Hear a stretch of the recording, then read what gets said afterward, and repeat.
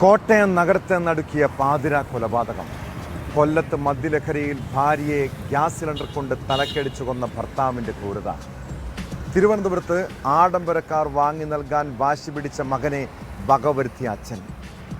ലഹരിയും അവിഹിത ബന്ധങ്ങളും ആഡംബര ജീവിതവും വീടുകളെ ചോരക്കളമാക്കുന്ന കാഴ്ച. എത്രയോ സന്തോഷത്തോടെ കഴിഞ്ഞിരുന്ന കുടുംബങ്ങളിലെ വില്ലൻ ആരാണ്? ലഹരിയിൽ അഴിഞ്ഞാടുന്ന മക്കളും ഭർത്താക്കന്മാരും നിരവധി വീടുകളിലെ സ്ത്രീകൾക്ക് കണ്ണീർ സമ്മാനിക്കുന്നുണ്ട്. എന്താണ് നമ്മുടെ നാട്ടിൽ ഇപ്പോൾ സംഭവിക്കുന്നത്? ആ കേസുകളിലേക്ക് പോകും മുൻപ് 4 വർഷം മുൻപ് ആലപ്പുഴ കൈനകരിയിലെ വീട്ടിലുണ്ടായ ഒരു കൊലപാതകത്തിലേക്കാണ്. പെൺസുഹൃത്തിനൊപ്പം ചേർന്ന് ഗർഭിണിയെ കൊന്ന് ആറ്റിൽ തള്ളിയ കേസിൽ കോടതി പ്രതിക്ക് വധശിക്ഷ വിധിച്ച ദിവസം. ഒരേ സമയം 2 പേരുമായി ലൈംഗിക ബന്ധത്തിൽ ഏർപ്പെട്ട ശേഷം നടത്തിയ കൊലപാതകം എങ്ങനെയാണ് തെളിയിക്കപ്പെട്ടത്? വിശദമായി പരിശോധിക്കുകയാണ് പോലീസ് പട്രോൾ. സ്വാഗതം.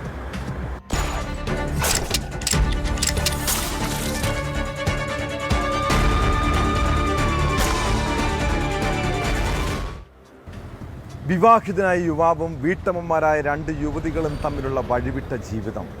ഇരുവരുമായി ഒരേ സമയം ലൈംഗിക ബന്ധം. അതിലൊരാൾ ഗർഭിണിയായതോടെ ഒഴിവാക്കാൻ നടത്തിയ കൊലപാതകം. നമ്മുടെ ചിന്തകളെ, സദാചാര ബോധത്തെ, മാനുഷിക മൂല്യങ്ങളെ എല്ലാം ചോദ്യം ചെയ്യുന്നതായിരുന്നു പുന്നപ്ര സ്വദേശിനി അനിതയെ കൊലപ്പെടുത്തിയ കേസ്. ആലപ്പുഴ കൈനകരിയിൽ ഗർഭിണിയായ യുവതിയെ കായലിൽ തള്ളി കൊലപ്പെടുത്തിയ കേസിൽ 4 വർഷത്തിന് ശേഷം വിധി വന്നിരിക്കുന്നു. അനിത കൊലക്കേസിൽ കാമുകൻ മലപ്പുറം മുതുകോട് സ്വദേശി പ്രബീഷിന് തൂക്കുകയറാണ് ശിക്ഷ. പെൺസുഹൃത്ത് രജനിയുടെ സഹായത്തോടെയാണ് പ്രബീഷ് അനിതയെ കൊലപ്പെടുത്തിയത്. കേസിലെ 2ാം പ്രതി രജനിയും കുറ്റക്കാരിയെന്ന് കോടതി കണ്ടെത്തിയിരുന്നു. ഇവർക്കുള്ള ശിക്ഷ പിന്നീട് വിധിക്കും.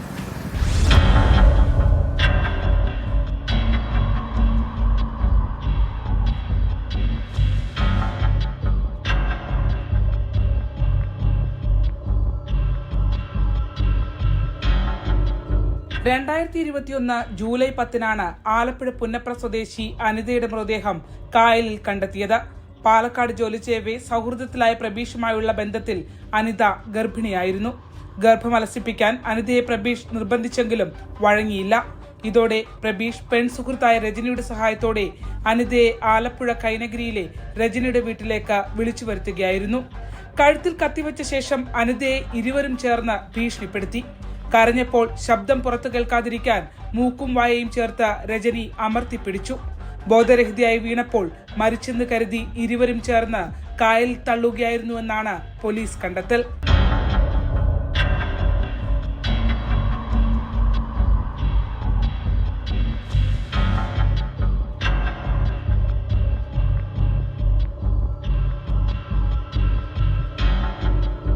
കേസിൽ രജനിയുടെ മാതാവടക്കം 84 സാക്ഷികളെ കോടതി വിസ്തരിച്ചു. പ്രബീഷും രജനിയും കുറ്റക്കാരാണെന്ന് കോടതി കണ്ടെത്തിയിരുന്നു. പ്രബീഷിനെ വധശിക്ഷ വിധിച്ച കോടതി 2ാം പ്രതി രജനിയെ കോടതിയിൽ ഹാജരാക്കിയ ശേഷം ശിക്ഷ വിധിക്കുമെന്ന് അറിയിച്ചു. ഒഡീഷയിലെ ലഹരി കേസിൽ ജയിലിൽ കഴിയുകയാണ് ഇവർ ഇപ്പോൾ. അനിതയുടെ ബന്ധുക്കൾ കോടതി വിധിയിൽ സന്തോഷം പ്രകടിപ്പിച്ചു.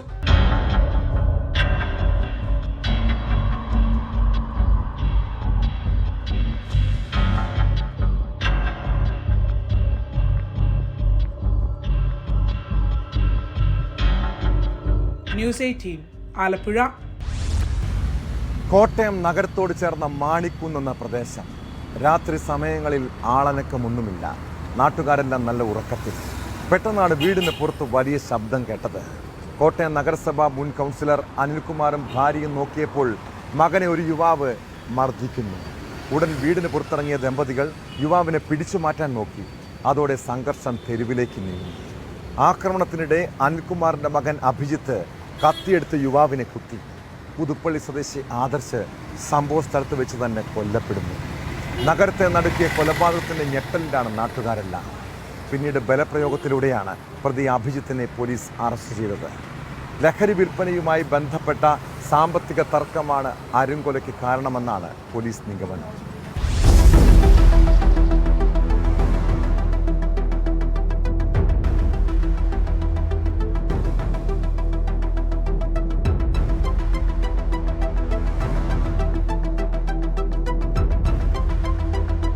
പുലർച്ചെ 4 മണിയോടെ മുൻ കോൺഗ്രസ് കൗൺസിലർ അനിൽകുമാറിന്റെ മാണിക്കുന്നത്തെ വീടിന് മുന്നിലായിരുന്നു കൊലപാതകം. ആദർശും അനിൽകുമാറിന്റെ മകൻ അഭിജിത്തും തമ്മിൽ ലഹരി ഇടപാടുകൾ ഉണ്ടായിരുന്നു. വാഹനം പണയം വെച്ചതുമായി ബന്ധപ്പെട്ട് സാമ്പത്തിക തർക്കവും ഉണ്ടായി. ഈ പണം തിരികെ വാങ്ങുന്നതുമായി ബന്ധപ്പെട്ട തർക്കമാണ് കൊലപാതകത്തിൽ കലാശിച്ചത്.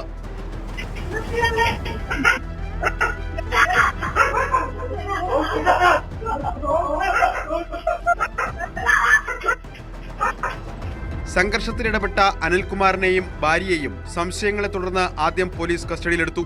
ഇതുവരെ പുറത്തുവന്ന CCTV ദൃശ്യങ്ങളനുസരിച്ച് ഇവരെ പ്രതി ചേർത്തിട്ടില്ല. അക്രമത്തിൽ നിന്ന് പിന്തിരിപ്പിക്കാനുള്ള ശ്രമമാണ് ഇരുവരും നടത്തിയത് എന്നാണ് പോലീസിന്റെ നിഗമനം. അക്രമത്തിന് പിന്നാലെ നാട്ടുകാരുടെ സഹായത്തോടെയാണ് പ്രതിയെ പിടികൂടിയത്. ഏറെ പണിപ്പെട്ടാണ് പ്രതിയെ പോലീസ് വാഹനത്തിൽ കയറ്റിയത്. ആദർശിന്റെ കഴുത്തിനും നെഞ്ചിനും ഏറ്റ ആഴത്തിലുള്ള മുറിവാണ് മരണകാരണമെന്ന് കോട്ടയം മെഡിക്കൽ കോളേജിൽ നടത്തിയ പോസ്റ്റ്മോർട്ടത്തിൽ വ്യക്തമായി. പ്രതിയായ അഭിജിത്ത് നേരത്തെ ലഹരിക്കേസിൽ ജയിലിലായിരുന്നു.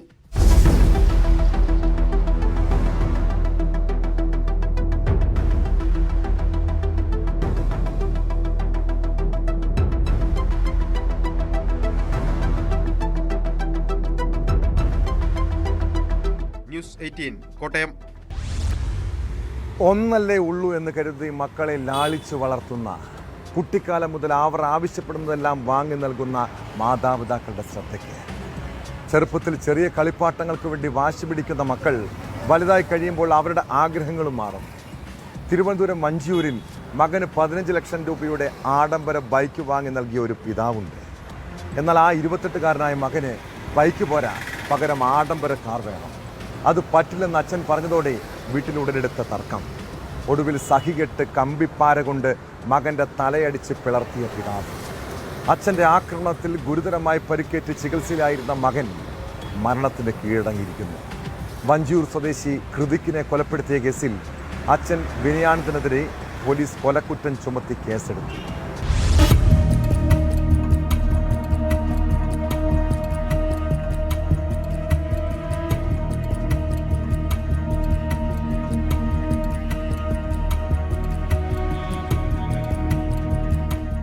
ലക്ഷങ്ങൾ വില വരുന്ന ആഡംബരക്കാർ വേണമെന്ന് പറഞ്ഞ് ഹൃതിക് വീട്ടിൽ സ്ഥിരമായി പ്രശ്നമുണ്ടാക്കിയിരുന്നു.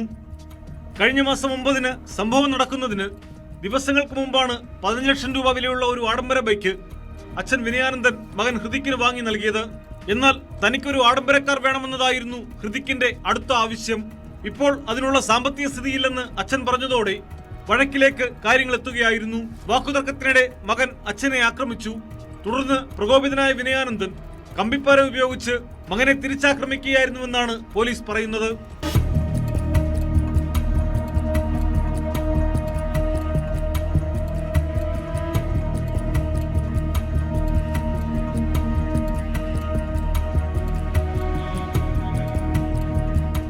തലയ്ക്ക് ഗുരുതരമായി പരിക്കേറ്റ ഹൃതിക് തിരുവനന്തപുരത്ത് ആശുപത്രിയിൽ ചികിത്സയിൽ കഴിയുന്നതിനിടെയാണ് മരിച്ചത്.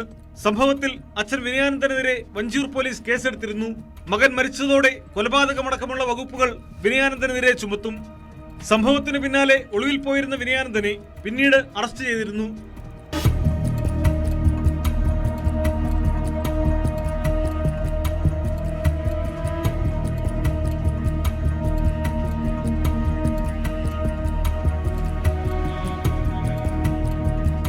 ന്യൂസ് 18 തിരുവനന്തപുരം. കൊല്ലം കിളികൊല്ലൂരിലെ മധുസൂദനും ഭാര്യ കവിതയും നാട്ടുകാരുടെ മുന്നിൽ മാതൃകാ ദമ്പതികളാണ്. 10-20 വർഷത്തോളം ചെറിയ ഇണക്കവും പിണക്കവുമായി ജീവിച്ചെങ്കിലും അവർക്കിടയിലെ പ്രശ്നങ്ങൾ പുറംലോകം അറിഞ്ഞിട്ടില്ല. എന്നാൽ കഴിഞ്ഞ രാത്രി നഴ്സിംഗ് വിദ്യാർത്ഥിനിയായ മകളുടെ നിലവിളി ശബ്ദം കേട്ട് അയൽവാസികൾ ഓടിക്കൂടിയപ്പോൾ കണ്ട കാഴ്ച ഭയപ്പെടുത്തുന്നതാണ്. സ്ഥിരം മദ്യപാനിയായ മധുസൂദനൻ കുടുംബ വഴക്കിനിടെ ഭാര്യയെ ഗ്യാസ് സിലിണ്ടർ കൊണ്ട് തലക്കടിച്ച് കൊലപ്പെടുത്തുകയായിരുന്നു. കേസിൽ പ്രതി മധുസൂദനൻ പിള്ളയെ പോലീസ് അറസ്റ്റ് ചെയ്തു. കുടുംബത്തിന് ലക്ഷങ്ങളുടെ സാമ്പത്തിക ബാധ്യത ഉണ്ടായിരുന്നുവെന്ന് പോലീസ് പറയുന്നു.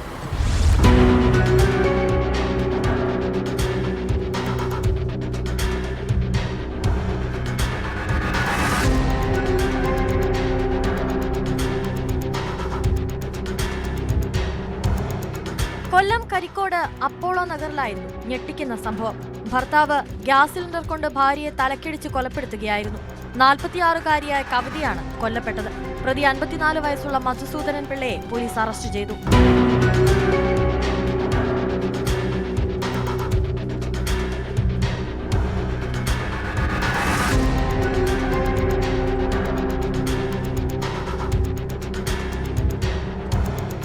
നഴ്സിംഗ് വിദ്യാർത്ഥിനിയായ മകളുമൊത്തായിരുന്നു ദമ്പതിമാർ വീട്ടിൽ താമസിച്ചു വന്നിരുന്നത്.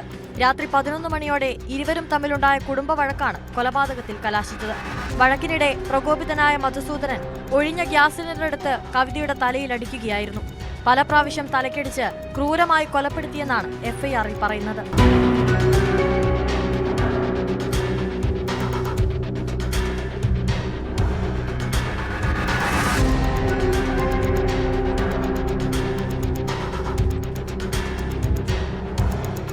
കൊലപാതകം കണ്ട മകൾ നിലവിളിച്ച് പുറത്തേക്കോടുകയും നാട്ടുകാരുടെ സഹായം തേടുകയുമായിരുന്നു.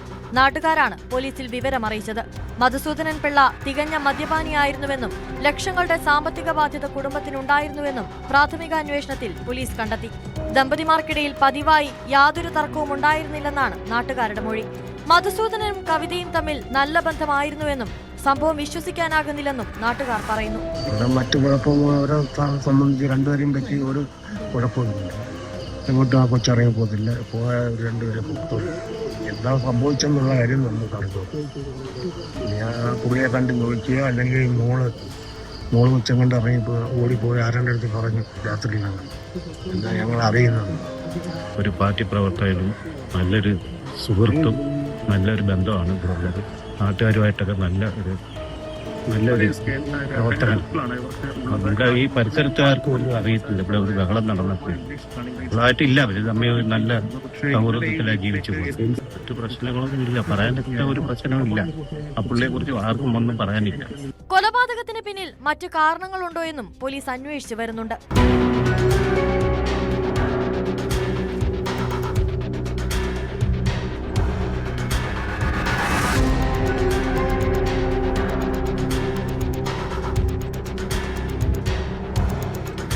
ന്യൂസ് 18 കൊല്ലം.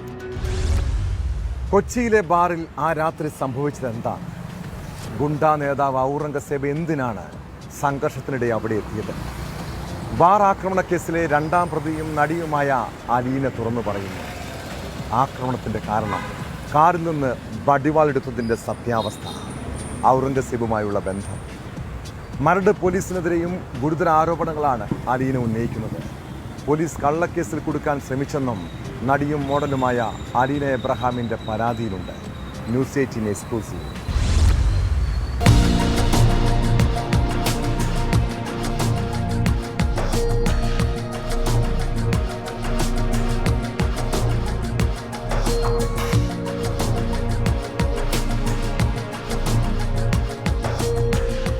ഈ മാസം 16-ാം തീയതി രാത്രി ബൈറ്റിലെ ബാറിൽ ഭക്ഷണം കഴിക്കാൻ എത്തിയതായിരുന്നു നടിയും മോഡലുമായ അലീനയും സുഹൃത്തുക്കളും. അതിനിടെ ഒരാൾ അലീനയെ ശല്യം ചെയ്തു. ഇതാണ് സംഭവത്തിന്റെ തുടക്കം. ഒരു 50-55 വയസ്സ് വരും ഒരു ആള് മദ്യപിച്ച്, നല്ല രീതിയിൽ മദ്യപിച്ച്. ഓൾറെഡി നമ്മൾ പോയ സമയത്ത് അവിടെ നിപ്പുണ്ട്. ഞങ്ങൾ കയറി അവിടെ പാട്ടിട്ടിട്ടുണ്ടായിരുന്നു. ഈ പുള്ളി തൊട്ടടുത്തിരുന്ന വേറെ ഗേൾസിൻ്റെ അടുത്തും അങ്ങോട്ട് പോവുക, ചെറുതായിട്ടൊന്ന് ഫ്ലേർട്ട് ചെയ്യുക, ലിപ്പ് വെച്ചിട്ടുള്ള കുറേ ബാഡായിട്ട്, അത്രയും ബാഡായിട്ടുള്ള കുറേ എക്സ്പ്രഷനൊക്കെ ഇട്ടായിരുന്നു. എൻ്റെ കൂടെ നിന്ന് ഒരാൾ പോയി ചോദിച്ചിരുന്നു, എൻ്റെ പെങ്ങളാണ്, നിങ്ങൾ കുറേ നേരമായാലും ഇത് തുടങ്ങിയിട്ട്, എന്താ നിങ്ങൾ കാണിക്കുന്നതെന്ന് പറഞ്ഞ് ചോദിച്ച് തീർന്നില്ല. അവിടെ ബാറിലുണ്ടായിരുന്നവരല്ല, കസ്റ്റമറായിട്ട് കുറേ പേര് പുറത്തിരിപ്പുണ്ടായിരുന്നു. ഇതിലൊരു 6-7 പേര് എണീറ്റ് വന്നിട്ട് ആദ്യം ഇങ്ങോട്ട് എന്താടാന്ന് ചോദിച്ചിട്ട് ഇങ്ങോട്ടും അത് ഷൗട്ടാവുന്നുണ്ടായിരുന്നു. അപ്പോൾ ഞാൻ അതിനിടയിൽ പറയുന്നുണ്ട്, ചേട്ടാ വിട്ടേക്ക്, കുഴപ്പമില്ല, നമ്മൾ പ്രശ്നമൊന്നുമില്ല, വിട്ടേക്ക് പോട്ടെ എന്ന് പറഞ്ഞ് ഞങ്ങൾ മാക്സിമം ഇഗ്നോർ ചെയ്തിട്ട് മാറാൻ ശ്രമിക്കുമ്പോഴും ഈ ചെയ്തുകൊണ്ടിരുന്ന ആൾ പതുക്കെ അങ്ങോട്ട് ബാക്കിലോട്ട് പോയിട്ട് ഇതിനുള്ളിലോട്ട് അങ്ങ് കയറി. ഈ പ്രശ്നം ഉണ്ടാക്കിയ ആൾ ഉള്ളിലോട്ട് അങ്ങ് കയറി. പുള്ളിയെ പിന്നെ ആ ഒരു സ്ഥലത്ത് കാണുന്നില്ല. ഈ കണ്ടുകൊണ്ടിരുന്ന ഒരു 6-7 പേര് പുള്ളിക്ക് വേണ്ടിയിട്ട് വരികയും എൻ്റെ കൂടെ ഉണ്ടായിരുന്നവരെ നല്ല രീതിയിൽ തല്ലുന്നുണ്ടായിരുന്നു. പിന്നാലെ ശല്യം ചെയ്ത ആളെ അലീനക്കൊപ്പം ഉണ്ടായിരുന്ന സുഹൃത്ത് ചോദ്യം ചെയ്തു. അതോടെ കൂട്ടയടി. വടിവാളും ആയുധങ്ങളുമായി അലീനയും സുഹൃത്തുക്കളും കാറിൽ നിന്ന് ഇറങ്ങി വരുന്നത് CCTV ദൃശ്യങ്ങളിൽ കണ്ടിരുന്നു. അതേക്കുറിച്ച് അലീന തന്നെ പറയും. ഞങ്ങൾ മേളയ്ക്ക് പോയായിരുന്നു മറൈൻ ഡ്രൈവ്. അവിടെ ഈ ടോയ്സ്, ഈ കത്തിയുടെ ആവട്ടെ, അതിൽ നമ്മുടെ വണ്ടിയിൽ ഈ ടോയ്സ് ഒരുപാടുണ്ട്.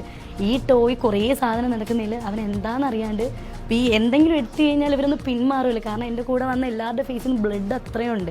ഫുള്ള് കണ്ണ് ചതഞ്ഞിട്ടുണ്ട്, മൂക്കിൻ്റെ സൈഡ് വളഞ്ഞ് പൊട്ടിക്കിടന്നിട്ടാണ് ബ്ലഡ് വരുന്നത്. എൻ്റെ കൈ ഞാനിങ്ങനെ പിടിച്ച് മടക്കി വെച്ചിട്ടുണ്ട്, കാരണം എല്ലാവർക്കും നല്ല രീതിയിൽ അടി കിട്ടിയിട്ടുണ്ട്. അപ്പോൾ എടുത്ത് കാണിക്കുമ്പോഴാണ് ഇവർ ബാക്കിലോട്ട് ഓടുന്നത്. എല്ലാവരും ഓടി ഇതിനുള്ളിൽ കയറുന്നതും അങ്ങനെ പിന്നെ കുറച്ചൊന്ന് ആ അടിക്കൊരു ശമനം വരുന്നത് ആ ഒരു സമയത്ത്. അല്ലാതെ ഈ പറയുന്ന പോലെ വാള് അങ്ങനെയുള്ള സംഭവങ്ങളൊന്നും എടുത്തിട്ടില്ല. എൻ്റെ കയ്യിൽ ഒന്നും തന്നെയില്ല. സംഘർഷം കനത്തതോടെയാണ് ഗുണ്ടാ നേതാവ് ഔറംഗസേബിന്റെ രംഗപ്രവേശം. തന്നെ മർദ്ദിച്ചതറിഞ്ഞാണ് ഔറംഗസേബ് ബാറിലെത്തിയതെന്നാണ് പെൺസുഹൃത്തായ അലീന പറയുന്നത്. ജെനുവിൻലി പറഞ്ഞാൽ ഈ പുള്ളിയും ഈ കേസുമായിട്ട് യാതൊരു ബന്ധവുമില്ല. പുള്ളി ഈ പ്രശ്നങ്ങൾ കഴിഞ്ഞ് ഈ ഔറംഗസീബ് എന്ന് പറയുന്നത് എനിക്ക് അത്രയും വേണ്ടപ്പെട്ട ഒരാളാണ്. പുള്ളിക്ക് ഒരുപാട് ബാക്ക്ഗ്രൗണ്ട് ക്രിമിനൽ കാര്യങ്ങളായിട്ട് ഉണ്ടെന്ന് എനിക്ക് നല്ല വൃത്തിക്കറിയാം. എനിക്കാവട്ടെ എൻ്റെ ഫാമിലിക്കാവട്ടെ നല്ല വൃത്തിക്കറിയാം. പക്ഷെ ഞാനിപ്പോഴും താമസിക്കുന്നത് പുള്ളിയുടെ ഫാമിലിയുടെ കൂടെയാണ്. ഈ സംഭവമൊക്കെ കഴിഞ്ഞ് ഏറ്റവും അറ്റ് ദ എൻഡ് പോർഷനിലാണ് എൻ്റെ കൂടെ നിൽക്കുന്ന ആളെ വിളിച്ചിട്ട് ഇപ്പോൾ അലീനയുടെ കൈ ഇങ്ങനെ പൊട്ടിയിട്ടുണ്ട്, നമുക്ക് ഹോസ്പിറ്റലിൽ പോകണം. അപ്പോഴും പുള്ളിയോട് നമ്മൾ കാര്യം പറഞ്ഞിട്ടില്ല. പുള്ളി വഴക്ക് പറയുമല്ലോ എന്ന് പേടിച്ചിട്ട് നമ്മൾ കാര്യങ്ങൾ ഡീറ്റെയിൽ ആയിട്ട് പറഞ്ഞിട്ടില്ല. പുള്ളി വരുമ്പോഴാണ് ഈ കാണുന്നത് നമ്മൾ ഈ ബ്ലഡിലൊക്കെ നിൽക്കുന്നത്. പുള്ളി എപ്പോഴും കാര്യം അന്വേഷിക്കുന്നില്ല. നമ്മളെ ഹോസ്പിറ്റലിൽ ആക്കുന്നതും പുള്ളിയാണ്. സംഘർഷം ഉണ്ടാക്കിയതിനു പിന്നിൽ മരണനീഷിന്റെ ഗ്യാങ് എന്നാണ് അലീനയുടെ ആരോപണം. തന്നെ ശല്യപ്പെടുത്തിയ ആൾക്കെതിരെയും ആക്രമിച്ചവർക്കെതിരെയും പോലീസ് കേസെടുത്തില്ല. മരട് പോലീസ് തങ്ങളെ കള്ളക്കേസിൽ കുടുക്കിയെന്നും അലീന ആരോപിക്കുന്നു. ഇവരടിക്കുന്നതിൻ്റെ ഇടയിൽ പറയുന്നുണ്ട്, അനീഷേട്ടൻ്റെ പിള്ളേരാണ് നമ്മൾ ഇവിടെ വന്ന് നിൻ്റെയൊക്കെ കളി നടക്കുമോ. മരട് അനീഷൻ എന്നാണ് പിന്നെ ഞാൻ കേട്ടറിവ്. അപ്പോൾ ഈ അനീഷിൻ്റെ പിള്ളേരാണ് ഞങ്ങൾ, ഇവിടെ വന്ന് നിങ്ങളെ കളി നടക്കുമോ. അപ്പോഴും ഞാൻ പറയുന്നുണ്ട്, ചേട്ടൻ നമ്മുടെ ഭാഗത്തല്ല തെറ്റി, പുള്ളി ഫ്ലേർട്ട് ചെയ്തുകൊണ്ടല്ലേ ചേട്ടാ എന്ന് പറയുമ്പോഴും എന്നെ പച്ചയ്ക്ക് നല്ല തെറി വിളിക്കുക. ആ നിന്ന പയ്യന്മാരിൽ 2-3 പേര് എന്നെ കുറേ തെറി വിളിക്കുന്നുണ്ട്. ഇത്രയും കഷ്ടപ്പാട് വരുമ്പോഴത്തേക്ക് നമുക്ക് വേണ്ടി ഒരു ഹെൽപ്പ് ചെയ്യുമെന്ന് നമ്മൾ കാണുന്ന ഒരാളാണ് പോലീസ് എന്ന് പറയുന്നത്. ഈ സുധീർ എന്ന് പറയുന്ന പോലീസ് നേരെ വരുന്നു. ഞാനീ പറയാൻ വേണ്ടി ഫ്രണ്ടിലോട്ട് കാലെടുത്ത് വെക്കുന്നതും ഷെയ്ൻഷാ എന്ന് പറയുന്ന ചെക്കൻ ഈ ഓൾറെഡി അവന് ശ്വാസം മുട്ടലിൻ്റെ പ്രശ്നമുണ്ട്. അപ്പോൾ ഈ ടാബ്ലറ്റ് എടുത്തിട്ട് ഇങ്ങനെ കിടക്കുക. ഈ പൊട്ടിയിരിക്കുന്ന മൂക്കിൻ്റെ ആ സൈഡിൽ അടിക്കുകയാണ് ചെയ്ത്. കേസുമായി ബന്ധപ്പെട്ട് തിരുവനന്തപുരം സ്വദേശിനി അലീന, കൊല്ലം സ്വദേശികളായ ഷഹിൻ ഷാ, അല്ലമീൻ എന്നിവരെ മരട് പോലീസ് നേരത്തെ അറസ്റ്റ് ചെയ്തിരുന്നു. ഗുണ്ടാ നേതാവ് ഔറംഗസീബും വടിവാൾ കൊണ്ടുവന്ന തിരുവനന്തപുരം സ്വദേശി വൈഷ്ണവും ഒളിവിലാണ്. ഇവർക്ക് വേണ്ടി പോലീസ് തെരച്ചിൽ തുടരുകയാണ്.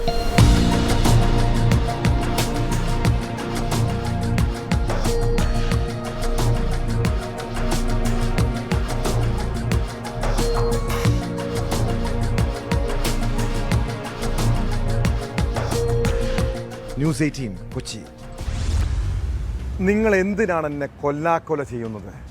പൊട്ടിക്കരഞ്ഞുകൊണ്ട് ആ പെൺകുട്ടി രാഹുൽ മാങ്കൂട്ടത്തിനോട് സംസാരിക്കുന്ന ഓഡിയോ സംഭാഷണമാണിത്. ഗർഭധാരണത്തിനും ഗർഭചിത്രത്തിനും പ്രേരിപ്പിച്ചത് രാഹുൽ എന്ന് വ്യക്തമാക്കുന്നതാണ് ഫോൺ സംഭാഷണം. ഒരു കുട്ടി വേണമെന്ന് രാഹുൽ പറഞ്ഞെന്നും പിന്നീട് വാക്കുമാറ്റിയെന്നും പുറത്തു വന്ന ശബ്ദരേഖയിലുണ്ട്. ഫോൺ സംഭാഷണവും വാട്സാപ്പ് ചാറ്റും രാഹുലിനെതിരായ ലൈംഗികാരോപണ കേസിൽ ഏറെ നിർണായകമാണ്.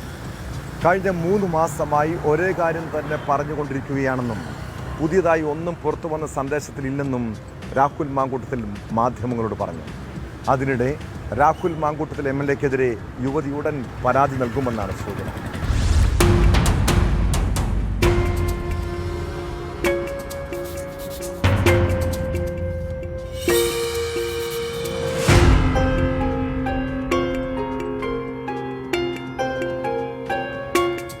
യുവതിയുമായി നടത്തുന്ന സംഭാഷണത്തിന്റെ ശബ്ദരേഖയും വാട്സാപ്പ് ചാറ്റുമാണ് പുറത്തുവന്നത്.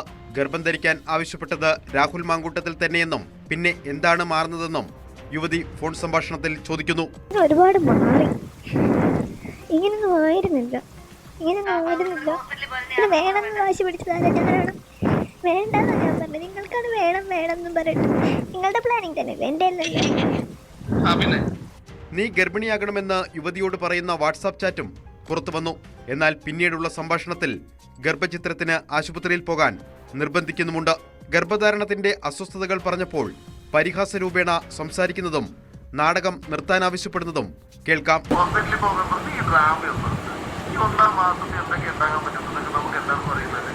കുറേ പേരെ കണ്ടിട്ടുണ്ടാവും. എനിക്ക് എൻ്റെ കാര്യം മാത്രമേ എനിക്കറിയൂ. ആദ്യത്തെ ദിവസം അങ്ങനെയാണോ ഇങ്ങനെയാണോ? പാലക്കാട് തദ്ദേശ തെരഞ്ഞെടുപ്പ് പ്രചാരണത്തിൽ രാഹുൽ മാങ്കൂട്ടത്തിൽ സജീവമാകുന്നതിനിടെയാണ് വീണ്ടും ശബ്ദരേഖ പുറത്തു വന്നത്. ശബ്ദരേഖയും ചാറ്റും രാഹുൽ മാങ്കൂട്ടത്തിൽ നിഷേധിച്ചില്ല. ഓഡിയോ വന്നതിന്റെ ലക്ഷ്യം എല്ലാവർക്കും അറിയാം. നിയമപരമായി മുന്നോട്ട് പോകുമെന്നും അന്വേഷണം പൂർത്തിയായ ശേഷം കൂടുതൽ കാര്യങ്ങൾ പറയാമെന്നും രാഹുൽ മാങ്കൂട്ടത്തിൽ വ്യക്തമാക്കി. ഞാൻ ഈ രാജ്യത്തെ ഏതെങ്കിലും നിയമത്തിനെതിരായിട്ട് ഇന്നത്തെ ദിവസം വരെ ഒരു പ്രവൃത്തിയും, ഇതെന്നല്ല രാജ്യത്തെ നിയമത്തിനെതിരായിട്ട് ഒരു പ്രവൃത്തി ഞാൻ ചെയ്തിട്ടില്ല എന്ന് ഉത്തമമായ ബോധ്യമുള്ള ഒരു പൗരൻ എന്ന നിലയിൽ ഒരിക്കൽ കൂടി പറയുന്നു, ഈ രാജ്യത്തെ ഏതെങ്കിലും ഒരു നിയമത്തിനെതിരായി എന്തെങ്കിലും ചെയ്തിട്ടില്ലാത്ത ഒരാളെന്ന നിലയിൽ എനിക്ക് നിയമപരമായി മുന്നോട്ട് പോകാനുള്ള അവകാശമുണ്ട്. പുതിയ ഓഡിയോ പുറത്തു വന്നതിന് പിന്നാലെയാണ് രാഹുലിനെതിരെ ഇരയായ യുവതി പരാതി നൽകുമെന്ന വിവരവും പുറത്തുവന്നത്. മുഖ്യമന്ത്രിക്ക് ഉടൻ പരാതി നൽകുമെന്നാണ് വിവരം. കോൺഗ്രസ് നേതൃത്വത്തെ കാണാനും കുട്ടി ആലോചിക്കുന്നുണ്ട്. നേരത്തെ പുറത്തുവന്ന ശബ്ദരേഖയുടെ ബാക്കിയാണ് ഇപ്പോൾ പുറത്തുവന്നത് എന്നാണ് സൂചന.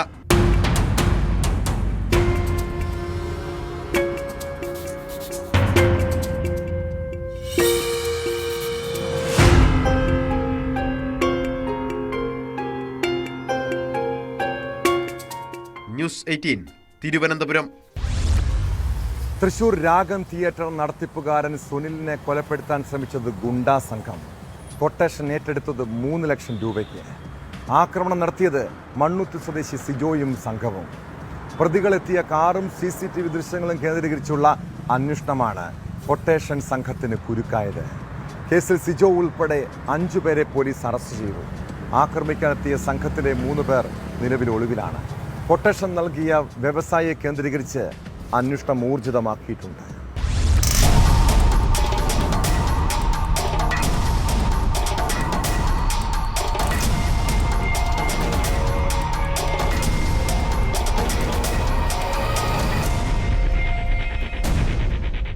തൃശൂർ സ്വദേശി സിജോയുടെ നേതൃത്വത്തിലാണ് കൊട്ടേഷൻ ആസൂത്രണം ചെയ്ത് നടപ്പാക്കിയതെന്നാണ് നിഗമനം. തിയേറ്റർ നടത്തിപ്പുകാരൻ സുനിലിനെയും ഡ്രൈവറെയും ആക്രമിച്ച സംഭവത്തിൽ പ്രതികളിൽ ഒരാളുടെ നിർണായക CCTV ദൃശ്യങ്ങൾ പോലീസിന് ലഭിച്ചിരുന്നു. ഈ ദൃശ്യങ്ങളും പ്രതികൾ സഞ്ചരിച്ച കാറിനെ പറ്റിയുള്ള വിവരങ്ങളും ലഭിച്ചതിനു പിന്നാലെയാണ് അറസ്റ്റ്. സുനിലിനെ ആക്രമിക്കാനായി ഉപയോഗിച്ച് ചുറ്റിക വാങ്ങിയ കട പോലീസ് കണ്ടെത്തി. തൃശൂർ കുറുപ്പൻ റോഡിലെ കടയിൽ നിന്നാണ് ചുറ്റിക വാങ്ങിയത്. ചുറ്റികയുടെ പിടിയിൽ പതിച്ചിരുന്ന പച്ച സ്റ്റിക്കറാണ് അന്വേഷണത്തിൽ നിർണായകമായത്. സ്റ്റിക്കറിലെ നമ്പർ കേന്ദ്രീകരിച്ചുള്ള അന്വേഷണമാണ് ഈ കടയിലേക്ക് എത്തിയത്. ഈ ചുറ്റിക ഉപയോഗിച്ചാണ് സുനിലിന്റെ കാറിന്റെ ഗ്ലാസ് തകർത്ത ശേഷം വാളുകൊണ്ട് വെട്ടിയത്.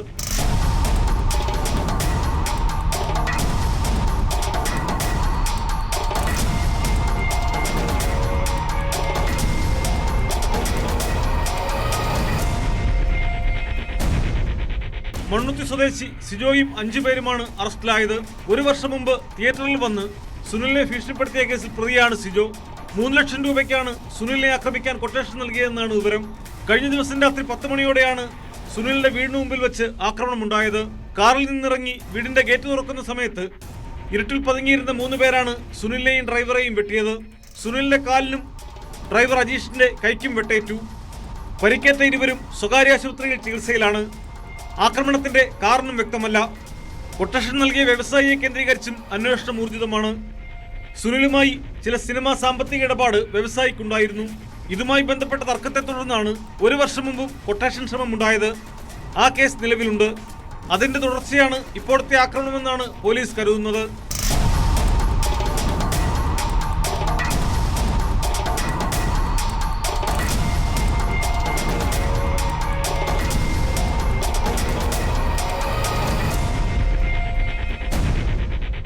ന്യൂസ് 18 തൃശൂർ. 1 ലക്ഷം രൂപയുടെ വായ്പയ്ക്ക് 10,000 രൂപ പലിശ. 1 മാസത്തെ അടവ് മുടങ്ങിയപ്പോൾ തട്ടിക്കൊണ്ടുപോകലും മർദ്ദനവും. കോഴിക്കോട് സ്വദേശി അഫ്സലിനെ കഴിഞ്ഞ രാത്രി തട്ടിക്കൊണ്ടുപോയത് വട്ടിപ്പലിശക്കാരനായ കാസർഗോഡ് സ്വദേശി യൂനുസാണ്. യുവാവിനെയും കൊണ്ട് സംഘം ഇന്നോവ കാറിൽ പോകുന്നത് ശ്രദ്ധയിൽപ്പെട്ട നാട്ടുകാർ പോലീസിൽ വിവരമറിയിച്ചതോടെയാണ് കേസിൽ വഴിത്തിരിവായത്. യൂനുസ് ഉൾപ്പെടെ 4 പേരെ പോലീസ് അറസ്റ്റ് ചെയ്തു. വായ്പയായി വാങ്ങിയ പണവും പലിശയും തിരിച്ചടയ്ക്കാൻ കാലതാമസം വരുത്തിയതിനാണ് തട്ടിക്കൊണ്ടുപോയതെന്ന് പ്രതികൾ മൊഴി നൽകി.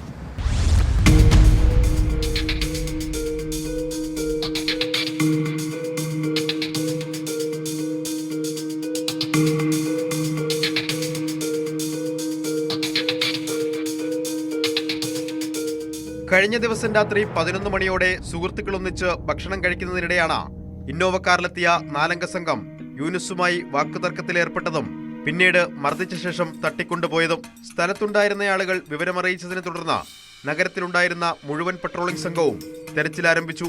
മാവൂർ റോഡിൽ KSRTC ബസ് സ്റ്റാൻഡിന് സമീപം നടത്തിയ പരിശോധനയിൽ യൂനുസിനെ കണ്ടെത്തുകയായിരുന്നു. കോഴിക്കോട് സ്വദേശികളായ അഫ്സല്, നഹാസ്, ഷഫീഖ, അജാസ് എന്നിവരെ പോലീസ് കസ്റ്റഡിയിലെടുത്തു. പ്രതികളുടെ മർദ്ദനത്തിൽ പരിക്കേറ്റ യൂനുസിനെ കോഴിക്കോട് മെഡിക്കൽ കോളേജ് ആശുപത്രിയിൽ പ്രവേശിപ്പിച്ചു.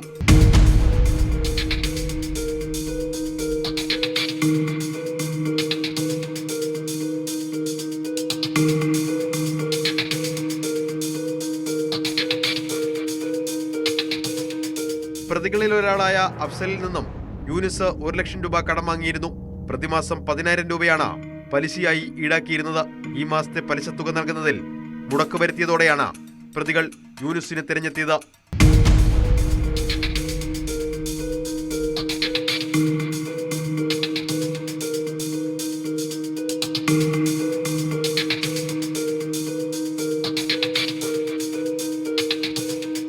ന്യൂസ് 18 കോഴിക്കോട്. ഒരു കാലത്ത് മലയാളികളുടെ ഉറക്കം കെടുത്തിയ ബണ്ടിച്ചോറിനെ ഓർമ്മയില്ലേ? വിമാനത്തിൽ കേരളത്തിലെത്തി കവർച്ച നടത്തി മുങ്ങുന്ന ദേവേന്ദ്ര സിംഗ്. ഡൽഹി, മുംബൈ, ബാംഗ്ലൂർ, ചെന്നൈ ഉൾപ്പെടെയുള്ള നഗരങ്ങളിൽ നടത്തിയ 500ഓളം മോഷണങ്ങൾ.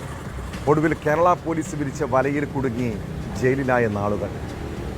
ബണ്ടിയുടെ ജീവിതകഥ ബോളിവുഡിൽ സിനിമയായതാണ്. വർഷങ്ങൾക്ക് ശേഷം ബണ്ടിച്ചോറിനെ വീണ്ടും കണ്ടു കൊച്ചിയിൽ. സംശയം തോന്നിയ റെയിൽവേ പോലീസ് അയാളെ തടഞ്ഞു വെച്ചു. ഞായറാഴ്ച രാത്രി 8 മണിയോടെ ഡൽഹിയിൽ നിന്ന് ട്രെയിനിൽ സൗത്ത് റെയിൽവേ സ്റ്റേഷനിൽ ഇറങ്ങിയത് കവർച്ചയ്ക്കല്ല, അഡ്വക്കേറ്റ് ആളൂരിനെ കാണാൻ എത്തിയതെന്നാണ് ബണ്ടിച്ചോർ പോലീസിനോട് പറഞ്ഞത്. മോഷണമൊക്കെ ഉപേക്ഷിച്ച് ഇപ്പോൾ നല്ല രീതിയിൽ ജീവിക്കുന്ന ഇയാൾ കൊച്ചിയിലെത്തിയതിൽ എന്തെങ്കിലും ദുരൂഹതയുണ്ടോ?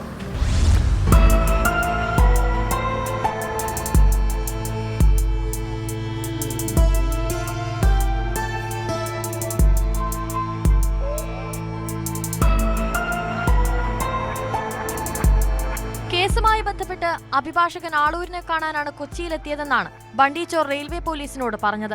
ആളൂർ അന്തരിച്ച വിവരം എറണാകുളത്തെത്തിയതിനു ശേഷമാണ് അറിഞ്ഞത്. ഞായറാഴ്ച രാത്രിയാണ് ബണ്ടിച്ചോറിനെ എറണാകുളം സൗത്ത് റെയിൽവേ സ്റ്റേഷനിലെ കാത്തിരിപ്പ് മുറിയിൽ നിന്ന് പോലീസ് കസ്റ്റഡിയിലെടുത്തത്. രാവിലെ മുതൽ ബണ്ടിച്ചോർ എന്ന ദേവീന്ദർ സിംഗ് സ്റ്റേഷനിലുണ്ടായിരുന്നുവെന്ന് CCTV ദൃശ്യങ്ങൾ പരിശോധിച്ച് പോലീസ് ഉറപ്പിച്ചു. നിലവിലെ കേസുകളിൽ ജയിലിൽ നിന്നും പുറത്തിറങ്ങിയിരിക്കുകയാണ് ബണ്ടിച്ചോർ. അഡ്വക്കേറ്റ് ആളൂരിനെ കാണാൻ വന്നതാണോ എന്ന കാര്യം സ്ഥിരീകരിച്ച ശേഷം ഇയാളെ വിട്ടയക്കുമെന്ന് റെയിൽവേ പോലീസ് അറിയിച്ചു.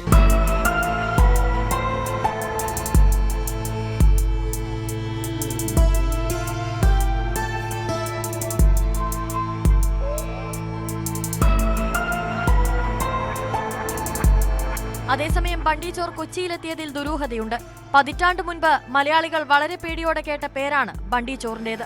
തിരുവനന്തപുരത്തെ വീട്ടിൽ ആധുനിക സുരക്ഷാ സംവിധാനങ്ങൾ മറികടന്ന് ബണ്ടിച്ചോർ നടത്തിയ ഹൈടെക് മോഷണം ഏറെ വാർത്താ പ്രാധാന്യം നേടിയിരുന്നു.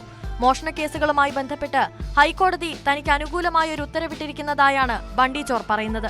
ചില തൊണ്ടിമുതലുകളും തന്റെ കൈവശമുണ്ടായിരുന്ന പണവും വാച്ചുകളും ജയിൽ ശിക്ഷ അനുഭവിക്കുന്ന സമയത്ത് പോലീസ് പിടിച്ചുവച്ചിരുന്നു. ഇത് വിട്ടു നൽകാൻ ഹൈക്കോടതി ഉത്തരവിട്ടിരുന്നു. ആ സാധനങ്ങൾ കൈപ്പറ്റാൻ വേണ്ടിയാണ് കൊച്ചിയിലെത്തിയതെന്നാണ് ഇയാൾ ആദ്യം പോലീസിന് നൽകിയ വിശദീകരണം. ഇക്കാര്യത്തിൽ വെരിഫിക്കേഷൻ വേണമെന്നാണ് റെയിൽവേ പോലീസ് പറയുന്നത്. അഡ്വക്കേറ്റ് BA ആളൂർ അസോസിയേറ്റ്സ് ആണ് ബണ്ടിച്ചോറിന്റെ കേസുകൾ ഏറ്റെടുത്തിരിക്കുന്നത്. ആളൂർ മരിച്ചെങ്കിലും ജൂനിയർ അഭിഭാഷകർ കേസ് നോക്കുന്ന സാഹചര്യത്തിൽ വിഷയത്തിൽ സ്ഥിരീകരണം വന്നതിന് ശേഷമേ ബണ്ടിച്ചോറിനെ വിട്ടയക്കൂ.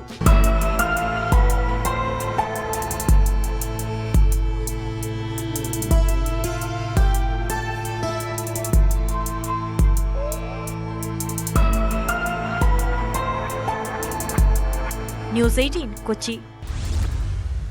കുറ്റകൃത്യങ്ങളുടെ മറ്റു ചില വാർത്തകൾ ചുരുക്കത്തിൽ. കൊച്ചിയിൽ പോലീസുകാരനെ ഭീഷണിപ്പെടുത്തി പണം തട്ടിയ കേസിൽ വ്യാജ പരാതി ഉന്നയിച്ച സ്പാ ജീവനക്കാരി പിടിയിൽ. കേസിൽ 3ാം പ്രതിയാണ് പിടിയിലായ രമ്യ. മറ്റൊരു പ്രതിയായ പാലാരിവട്ടം സ്റ്റേഷനിലെ SI KK ബൈജു ഒളിവിൽ.